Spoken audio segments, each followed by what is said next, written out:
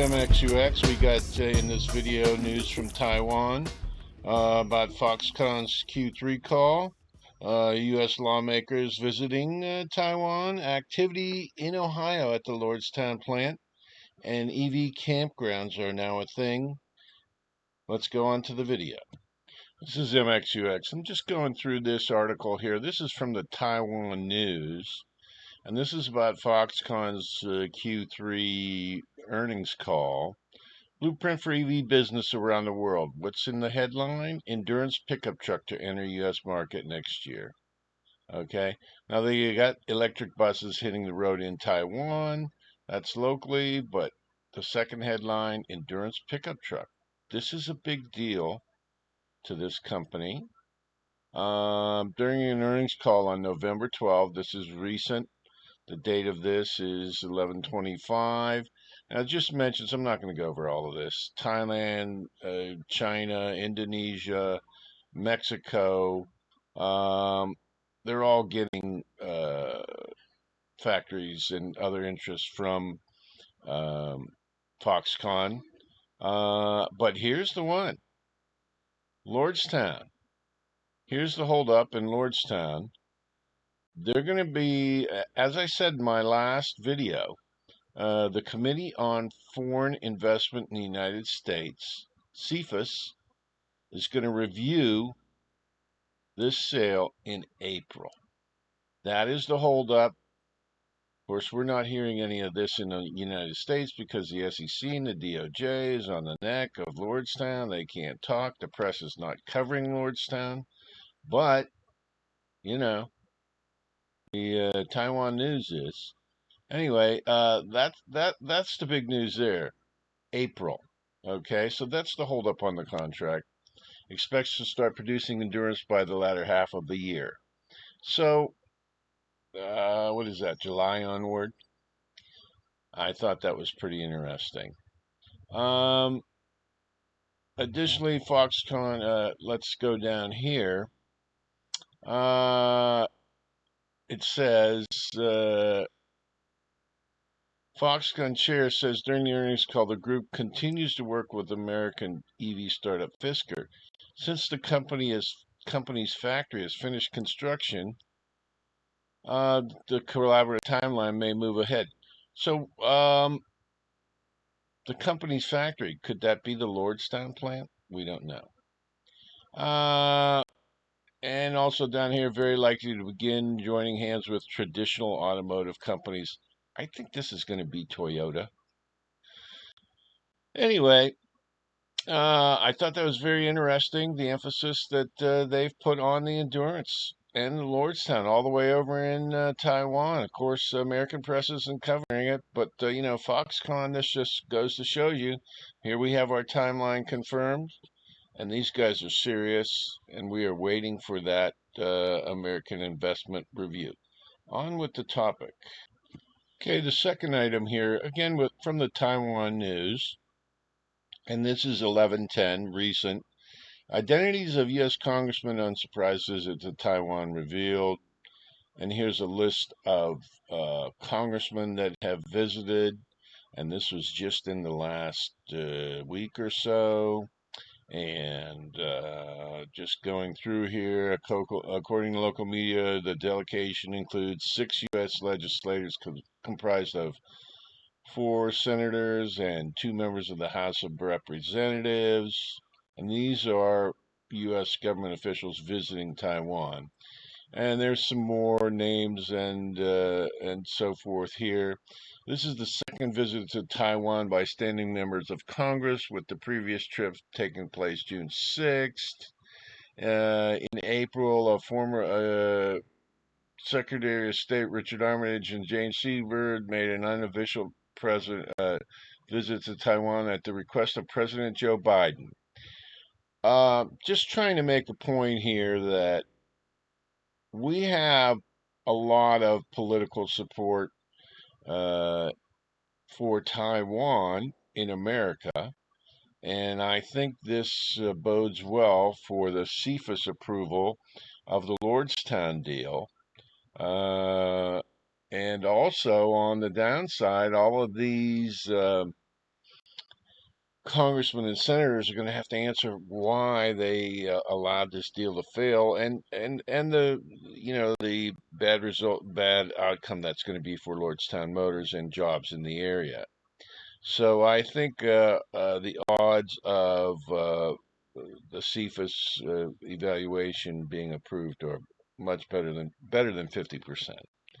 So we're looking at April as the approval. And according to that last article, the Fisker plant was completed. I don't know if that's Lordstown. I know they're planning to build their car at Lordstown, the pair. So we're looking at the second. They give a general timing of the second half of 2022. But again, this is more good news for Lordstown, I think, with these state visits. Okay, just getting back to Lordstown, the plant here. This is MXUX. This is his LinkedIn page. This is a clip I took a small segment from in one of my last videos, and this is him driving by the Lordstown plant. I am going to mute the audio. I don't want to get a strike on YouTube. You guys can look him up on LinkedIn to see this video for yourself. I'm just going to play a small portion of it here. Again, he's driving by the receiving area for Lordstown. Look at the number of cargo containers there. Look at the lines of them. Look at all the materials stacked up. Look at the length of that column of materials. Okay, that is just a brief view, but there must be, 500 shipping containers there, and 500 of those shrink wrapped, whatever they are. So anyway, this is recent. This is just in the past week or so. So just to show you, there's a lot of activity going on at Lordstown, whether that's related to Fisker or the Endurance or Foxconn, putting in a line to put out their own skateboard and their MIH operating system for the skateboard. Remains to be seen, but is there activity? You bet. Okay, this final clip is just a throwback to Steve Burns. As you recall, Steve Burns was in a agreement or a pre-agreement with Camping World to produce electric campers, camping vans, which would have been the high top Lordstown van, which would be converted into a camper. And that would in turn be sold by Camp Camping World. That deal was nixed after his departure, and Leotis, the CEO, made a public testament to that. Now, part of that plan was to electrify the campground. So, looks like Steve Burns may have had it right again. KOA, which is a competitor of Camping World, is installing EV charging stations. EV-friendly camping is about to get a lot easier. So, Burns could have had the jump on the gun on this, and KOA will start installing charging locations at its 525 locations across the U.S. and Canada. So again, our property is more commercially friendly and reduce the amenity is a first of its kind for campground networks. Except that they Lordstown had it first. Anyway, Uh, anyway, they're talking about 1 in 5 campers have an EV in their household. So that's 25% of campers have an EV in their household, compared with 12% of non-campers. Again, I had went through this when I had reviewed this back on when Lordstown was going after it. EVs, pickup trucks, and campers all fit in the same market niche. So this is a great idea for them. We need an EV camper. Galileo of Tesla fame, his VC firm has backed a EV camper startup, and all of this was foreseen by Steve Burns. I just thought it was interesting to see that now, a year later, everybody else is finally getting with the program that Steve Burns was on a year ago, and that Lordstown backed out of. Of course, they have the soft eyes for the high top van, and they are going to make a high top van. Will it be converted into campers, or will the demand go to fleet sales? We don't know. But I just thought this was an interesting way to close uh, the video out, and I hope you guys liked the video.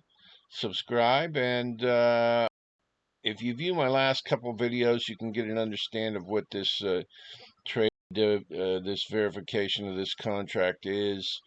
And I think I have a very positive attitude right now regarding Lordstown in general. Even though the stock has been pummeled to below $5 as of the last time I viewed the chart. But I do believe Foxconn will make the Endurance. It will be built at Lordstown, and it's going to be a high quality vehicle. All right, thanks for watching, guys.